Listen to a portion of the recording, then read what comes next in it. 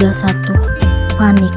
Sarah merasa bersalah karena dulu sangat cemburu terhadap Sandra.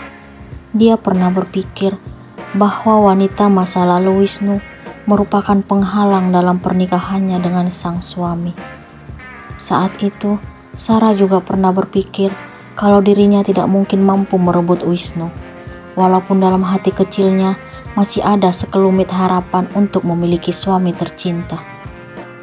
Ternyata harapan yang sangat sedikit itu kini benar menjadi kenyataan. Suami yang dia cintai akhirnya memberikan pilihan dan tetap mempertahankan hubungan pernikahan dengan Sarah. Wisnu telah berhasil mengeluarkan sang mantan kekasih dari lubuk hatinya yang paling dalam. Sarah bahagia karena akhirnya Wisnu lebih memilih dirinya.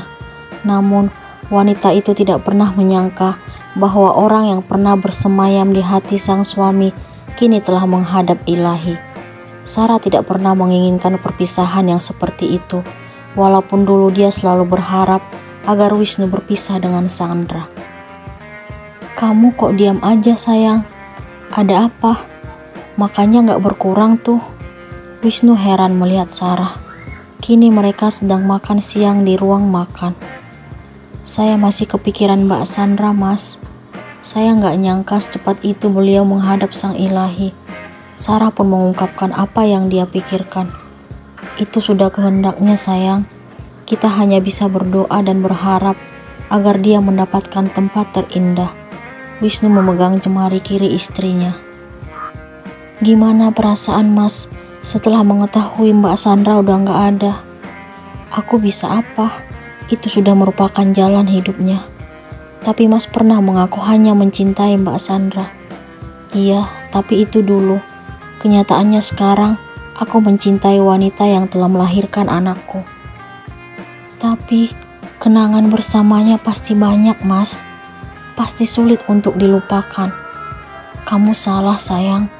Semenjak hati dan cintaku tertuju padamu, semua kenangan masa lalu secara perlahan telah sirna.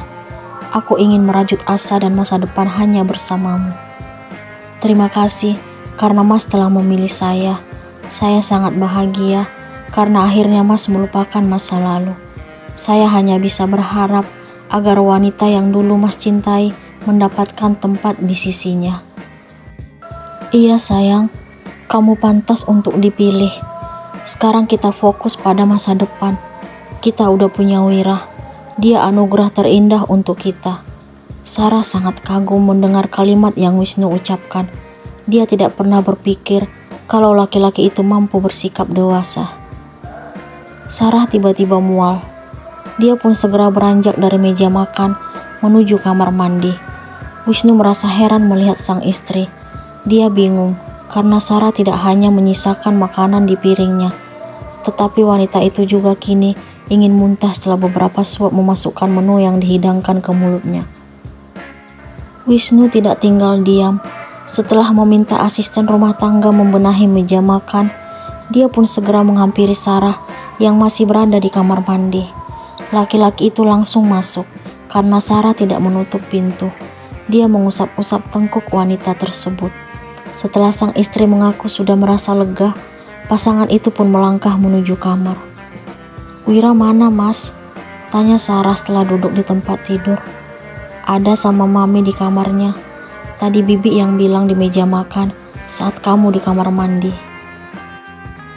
"Oh iya Mas, sepertinya saya masuk angin. Tadi malam Wira rada rewel." Sarah merebahkan diri. "Kenapa kamu gak bangunin aku?" Wisnu merasa kasihan melihat istrinya. "Mas tidurnya pulas banget. Lagipun Mas juga harus ngantor dan berangkat pagi. Saya ingat kata Mas tadi malam." "Tapi gak apa-apa sayang, kita bisa sama-sama temanin Wira. Tadi malam Mas bilang harus berangkat lebih pagi dan akan membawa saya dan Wira ke kantor. Jadi saya gak ingin ganggu tidur Mas. Untuk kedepannya harus bangunin aku ya sayang. Aku gak mau kalau kamu sakit. Wira anak kita, jadi kita harus sama-sama menjaganya. Masih ingusan tapi mikirnya dewasa. Ini membuat aku makin jatuh cinta padamu." Wisnu menyunggingkan senyum lalu membelai rambut Sarah. Anak ingusan yang tetap setia mencintai suaminya. Mulai pintar ya ngomongnya. Mas yang ngajarin. Aku mencintaimu bidadariku. Walaupun masih sangat muda, tapi hanya kamu yang mampu merebut hatiku dari keterpurukan masa lalu. Bagiku, kamu bidadari tak bersayap. Kecantikanmu tidak hanya di luar, tapi dalamnya jauh lebih indah. Mas terlalu memuji. Sarah tampak malu-malu. Tapi itu kenyataan, sayang. Siapa sih yang gak bangga punya istri yang diidolakan banyak pria? Aku bangga dan bersyukur banget karena kamu yang melahirkan anakku. Sarah hanya tersenyum saat Wisnu kembali melontarkan pujian tentang dirinya. Siapa pria yang mengidolakan saya, Mas? Tanya Sarah ingin tahu. Salah satunya Kevin yang sekarang jadi adik ipar kita. Terus Reno, karyawan-karyawan di kantor. Satu lagi, kata Tasya teman satu sekolah kalian. Wisnu menyebutkan orang-orang yang mengagumi istrinya sambil meruncingkan bibir.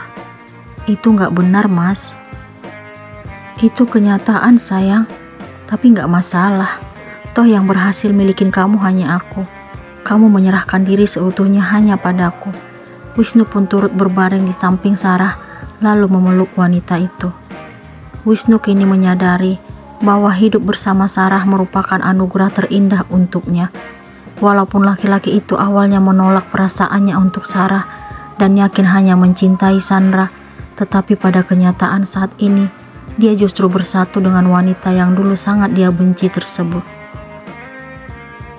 Keesokan hari, setelah Wisnu dan ayahnya berangkat ke kantor, Sarah kembali mengalami mual seperti kemarin. Namun kali ini, rasa itu muncul lebih sering dari sebelumnya. Sarah pun menyerahkan Wira kepada sang ibu mertua, lalu dia melangkah cepat menuju kamar mandi. Sarah tidak mengerti kenapa dirinya merasakan hal yang sama seperti kemarin. Kali ini, wanita itu mengeluarkan makanan yang baru dia nikmati tadi di meja makan.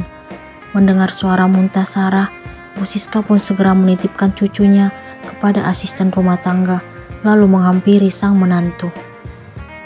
Kamu kenapa, sayang? Tanya Bu Siska kepada Sarah. Saya juga bingung, Mi. Entah kenapa saya merasa mual dari kemarin, tapi kali ini lebih sering. Apa mungkin kamu hamil?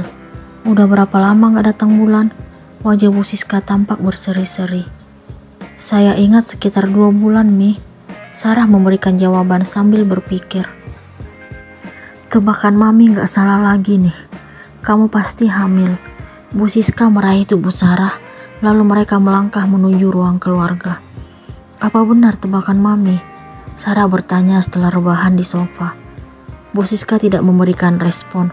Wanita parubaya itu langsung meraih ponsel dari rok yang dia kenakan, lalu menghubungi salah satu sahabatnya yang merupakan dokter kandungan.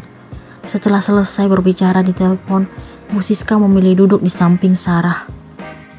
Sebentar lagi teman Mami datang. Beliau akan membawa alat untuk mengetahui keadaan kamu. Namanya Dokter Sinta. Beliau dokter kandungan. Bu Siska memberikan penjelasan kepada Sarah. Setelah berlalu 15 menit, Dokter Sinta akhirnya tiba. Bu Siska langsung menyambut wanita itu setelah berada di ruang keluarga. Mereka pun saling merangkul sebentar, lalu Dokter Sinta menghampiri menantu sahabatnya itu. Sarah menyunggingkan senyumannya saat dokter tersebut mulai melakukan pemeriksaan. Dia berharap agar tebakan sang ibu mertua menjadi nyata. Dokter Sinta tersenyum setelah melakukan pemeriksaan dan mengetahui hasilnya.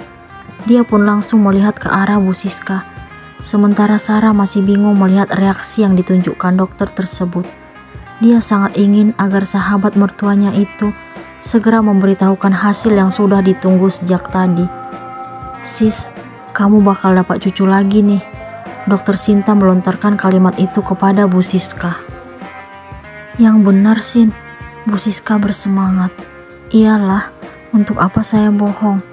Sarah pun akhirnya duduk dari rebahan. Dia sangat terkejut, juga bahagia setelah mendengar penjelasan Dokter Sinta. Sementara Bu Siska langsung meraih tubuh sang menantu lalu memeluknya.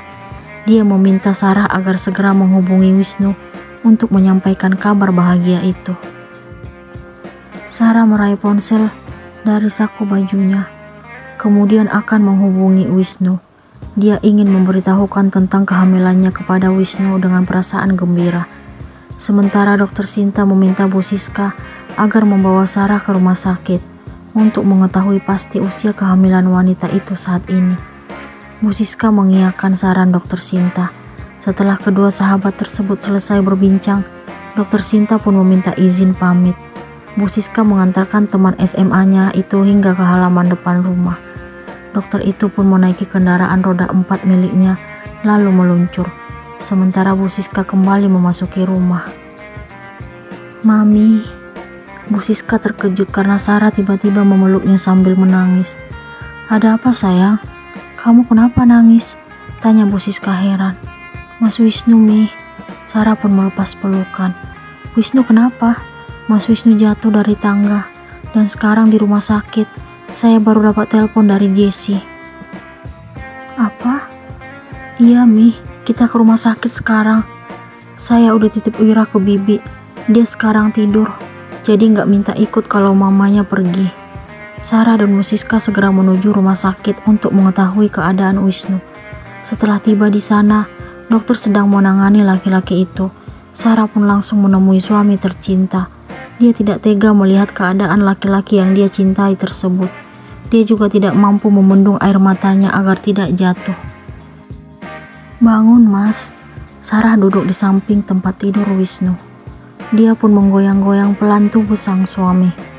Wisnu tidak memberikan respon, matanya masih terpejam. Sarah makin panik dan kalut.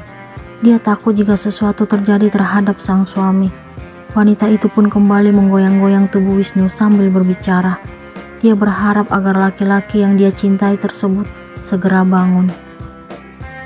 "Kapan Wisnu akan bangun?"